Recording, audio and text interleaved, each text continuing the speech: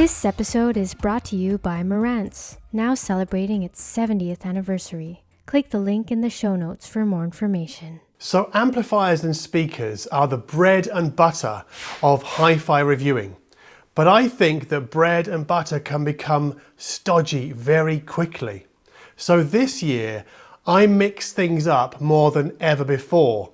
And that wasn't always out of choice, because an urgent eye operation in January forced me to publish a few videos about electronic music, and those videos were previously only available on Patreon. And the downside of doing that was that more people than ever took to the comments section to complain about how I only listen to electronic music. Now, anyone paying proper attention knows that this isn't true, but it's also why I spent the rest of this year making sure that every video featured one or two sort of boomer-friendly music cuts to drive home the message that I listen to other stuff as well. But don't believe the people who tell you that hi-fi is all about the music, because it isn't. It really isn't. It's about the gear as well, right? Otherwise, we'd all be quite content listening to music on Bluetooth speakers or $20 crappy earbuds. But equally, it's not all about the hardware either. I moved half of my life to Lisbon in February, which is where I am now. And a new home, at least for like half the year, saw me in February of 2023 make at least 4 videos about room acoustics. And that's mainly because this room sounded awful when I moved in, and now it doesn't. Although it's not as dry sounding as my Berlin apartment, mainly because if you're hearing me talking on my mic now, I'm talking away from the treated area and towards a hallway, which obviously by definition, if it doesn't have any treatment, is reverberant. But this main area of the room that you can see behind me, but also the ceiling, that wall over there, and then some bass traps in either corner, I had that done as essentially what we might call a professional acoustic treatment of this room. And I think it's pretty much essential to do that for, I guess for my job, but also for my own listening pleasure. Now, when I say professionally acoustically treated, I'm not talking about slapping a couple of panels up on one wall and calling it a day. I mean, I had the whole room done, right? Like every surface here, apart from the floor, is treated. And the ceiling is super important because it's just as reflective as the floor. Now, I know room acoustics isn't the sexiest hi-fi topic out there, and it's certainly not as exciting as buying a new pair of speakers or a new amplifier. But without good room acoustics, any money spent on a new pair of speakers or a new amplifier, I think, is money down the drain. Now, one question that comes up a lot in the comment section is, does room correction or room compensation software do the same job as passive room treatments that are affixed to the wall and the ceiling? Now, in my experience, it's a flat no. However, there is a caveat to this. I think that software can help hugely with bass problems in small rooms, but it won't do very much to alleviate the room's mid-range and high-frequency reverb. That's essentially what many people call echo. And a bit of reverb is what you can hear right now from my voice. I can certainly hear it sort of bouncing off that corner of the room. So I guess, no room is perfect, and I guess we can only do as much as we can only do. But I'm curious, do you have an acoustically treated room at home? And I mean the whole room, not just like one wall. So if you do, please let us know in the comment section below. And if you don't, please let us know why you don't. Now, headphones are one way around the room acoustics conundrum, but I didn't really cover many headphones this year, mainly because so few new models really grabbed my attention. Well, maybe the Headphone 2 did, and I had it for a few weeks, but I ran out of review runway in Berlin before coming here for the winter. However, in 2023, I did make at least 5 videos about portable audio gear. Now, for me, that means IEMs, DAPs, Bluetooth headphones, and to a lesser extent now dongle DACs. And that's really all of the gear that I use when I'm not at home. So when I'm out in the street or on a bus or on a train or on a plane. And I have more portable audio videos coming in 2024, especially on aptX Lossless and its promise of lossless quality streaming between the phone and the headphones or whatever sort of sync device that we're using. But those 5 portable audio videos that I made this year caused a slew of comments from many people basically saying, John, you're an idiot, don't you know that LDAC is already lossless? Well, I'm sorry to say it isn't, and this keeps coming up and I've got to keep batting it back. LDAC is not lossless, and you only have to go to Sony's website explainer to see that even they are saying it's not lossless. Now, it can sound very good, its bitrate is very close to lossless, but it isn't lossless. No, sorry. Now, here's a question for you. What impacts what we hear more than the switch up from lossy to lossless, or from CD quality to high-res audio? Because I would say that a recording's dynamic range matters more, and in 2023 I made 2 videos about this topic, mainly centered around the reissue of Talking Heads' Stop Making Sense.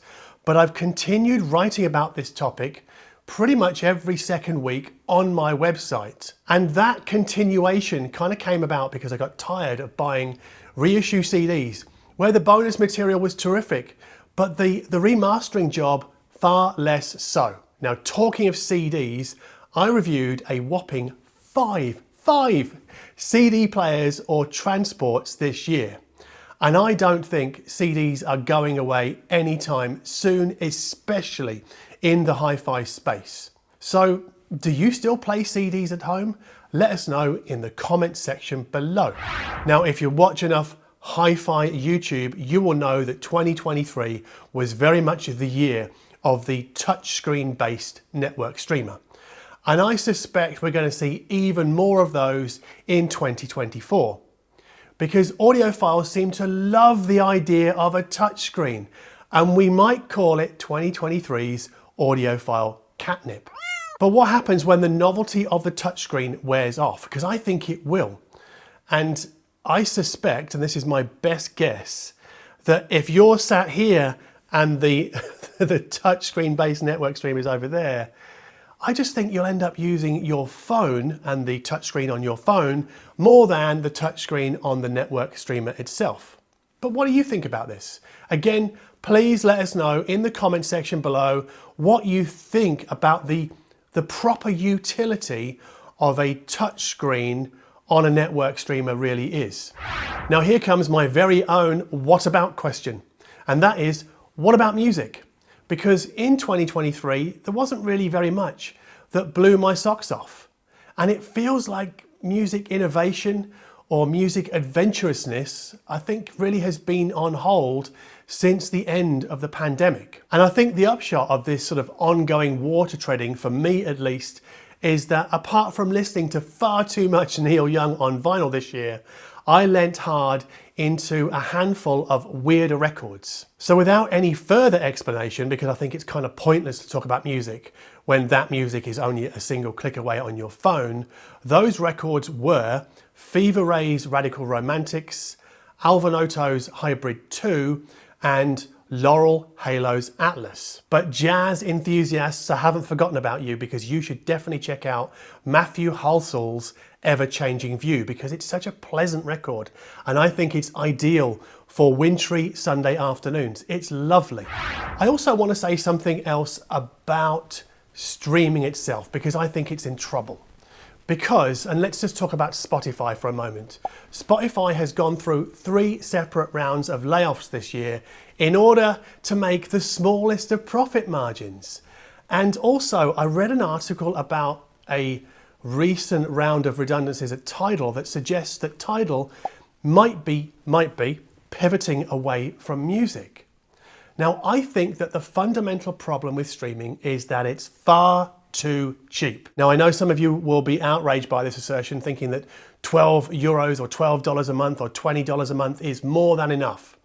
but I think 12 bucks a month for almost everything ever recorded is a bargain of epic, and I mean epic proportions. And it's a price, yes, that's great for consumers, and it doesn't seem to be hurting the record labels any, but the majority of musicians, the musicians who aren't megastars, they're still getting paid peanuts through the streaming model. So what's the solution? Well, I think either raise the price significantly to a much higher level or restrict the amount of content available to make Spotify more like Netflix. So if we imagine a music streaming service but whose library was, I guess, closer to Netflix's, where only a selection of releases can be streamed at any given time, and that those releases, those albums and EPs, they come and go.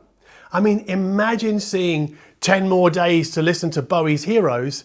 I mean, I think that would really shake things up. But please know that I don't pretend to have the answers to this very, very thorny issue. Maybe you do, I don't know, but let us know in the comment section below what you think about streaming. Is it too cheap? Am I barking mad?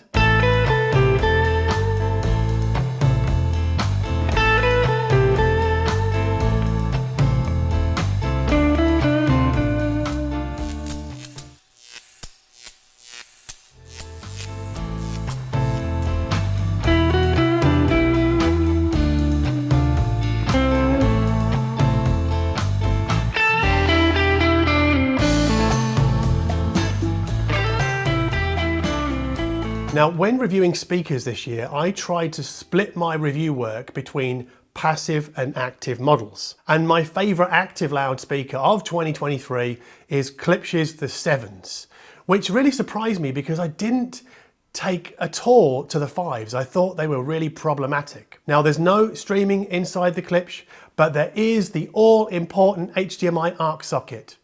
And sound-wise, the Sevens pack a real punch. They're super dynamic and they are great for low-level listening. You don't need to turn them up to get a party going. Now, they aren't as refined sounding as the much smaller PSB Alpha IQ that I reviewed more recently, but they're definitely more of a thrill ride than those PSB, even after a subwoofer is added to the Alpha IQ. And I've said this a gazillion times before. Please, please, please, don't buy a soundbar. Buy a pair of loudspeakers like the PSB or like the Klipsch. Now, why would you do that? Well, because you'll get proper stereo separation and a much more satisfying listening experience once you park Netflix and start listening to music, because I think, I've got to say, soundbars are pretty crap with music playback, and I've heard this in my comment section quite a lot this year as well. Now, my second favorite speaker of 2023 is the Zoo DWX. This is a very large stand mount loudspeaker. It's a passive loudspeaker to which we have to add our own amplifier. But the Zoo's high efficiency input makes amplifier power much less of a concern.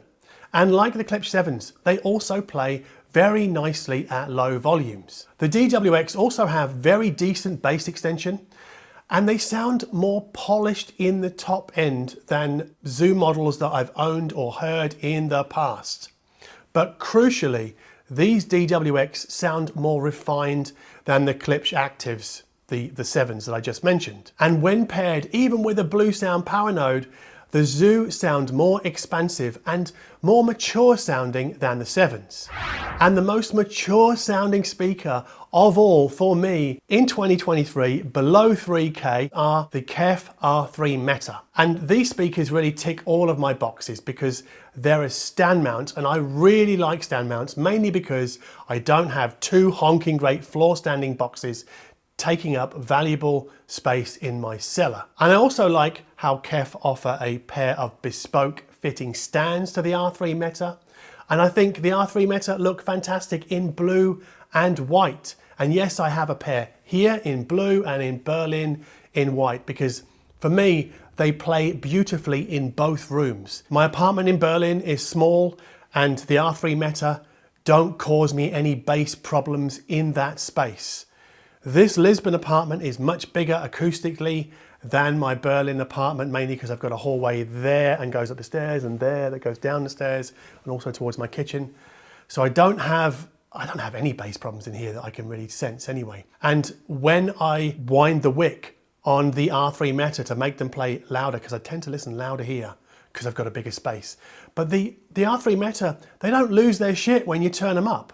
They still sound very composed at loud listening levels. I was going to say loud SPLs, but I mean high SPLs or loud listening levels. You get what I mean, right? But the R3 Meta is a three-way, not a two-way. And yes, obviously a subwoofer will extend an R3 Meta system's bass reach, but I don't think it's essential, especially when hooked up to an amplifier that can really drive the low end in the KEFs, a bit like the Hagel H590, which I have over here. But we don't need a super luxurious, super powerful Class A/B amplifier to necessarily get satisfaction from these KEF loudspeakers, because they sound a bit cleaner, a bit crisper when hooked up to the Cambridge Audio Evo 150, and maybe the Hagel brings a little bit more fullness to the low end. They sound a bit warmer with that big boy Hagel. And in that sense, I think the KEF resolve upstream differences more cleanly than the Zoo, which makes them a superb review speaker, a reliable tool for people like me. And the R3 Meta, I think, expose more detail than the Wharfdale Linton. And they sound richer than last year's favourite Monitor Audio's, what were they called? The Silver 100 7G. You know, the green ones that I had in British Racing Green. And I think that these KEF are much more of an all-rounder than the Bowers & Wilkins 705 S3, which I reviewed this year and I liked, but I just couldn't really get on with in the long term. And I think in the broader sense, the R3 Meta is where the entry level of audio or hi-fi or whatever you want to call it sort of tips over into the high end. But hey, that's my take. I mean, the KEF plus their stands sell for 3,000 euros in Europe. And you might think differently, because maybe your relationship to 3,000 euros is different to mine, or you might have different priorities in life than I do. Anyway, I won't say it's been a super fun year, because it hasn't. My eye troubles continued well into maybe October, November, but I think they're now slowly being resolved. And I hope that even though I've had a tough year, that you still enjoyed our videos nonetheless. And a big, big thanks goes out to cameraman Olaf for making everything look so good. And also to Jana for voicing the ads, and to Michael Lavornia and Srijan Ibayan for essentially helping me hold down the podcasts. Now, we've got one more video to come before the year is out. It's going to be a silly one. But if you enjoyed this video, hit like and subscribe, and maybe consider supporting Team Darko over on Patreon. And as always, thanks ever so much for watching.